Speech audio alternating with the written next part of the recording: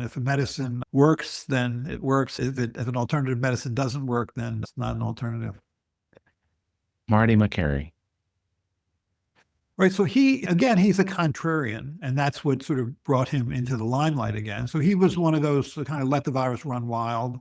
With Scott Atlas was there, Jay Bhattacharya was there, the sort of great Barrington Declaration, just let's stand back, protect the most vulnerable, people over 80, people in nursing homes, but otherwise let this go wild. And look at how well Sweden did. But first of all, Sweden certainly did better than we did. But Sweden didn't do better as compared to other Scandinavian countries, which is the more reasonable comparison. They didn't do better than Norway. And in fact, people in Sweden, actually, including health officials, in the end were very angry at the way that was handled there.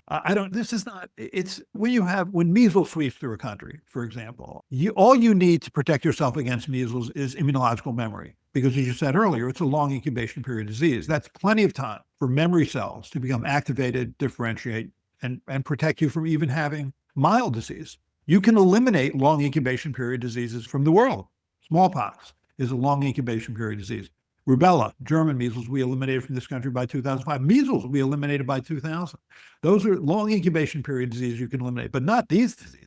SARS-CoV-2, cause of COVID, respiratory syncytial virus, influenza virus, parainfluenza virus. Those viruses are going to be with us for the rest of all of our lives and our children's lives and our grandchildren's lives. And this virus isn't going out. Rotavirus is a short incubation period disease. 95% of children in the United States get a rotavirus vaccine. We virtually eliminated rotavirus hospitalizations. But that virus still circulates in the community, still causes mild disease, and always will, no matter whether 100% of people are infected. Same thing is true with SARS-CoV-2. You can vaccinate everybody in the world, and still this virus is going to circulate. And so, ultimately, high-risk groups are always going to be at risk. And I think, that's why it's so important to vaccinate. And early on, when we didn't have anything, I think it was important to protect all those people who were at high risk, which is probably, if you consider obesity and type 2 diabetes and those things as risk factors, which they are. I would say the most common risk factor we had in our hospital was obese African-American boys. So if you're counting those as high risk, now you're talking about probably about a third of the population. Yeah. So I do think that Marty Makary had a right to have a different opinion, and the discussion should have been cordial and academic, and the data should have been put on the table why his thinking of just isolating the very, very high risk was not good enough for that moment. That was an opportunity that we missed. Whenever people compare our data in the US with that of Sweden, I remind people that Sweden is a monochromatic country.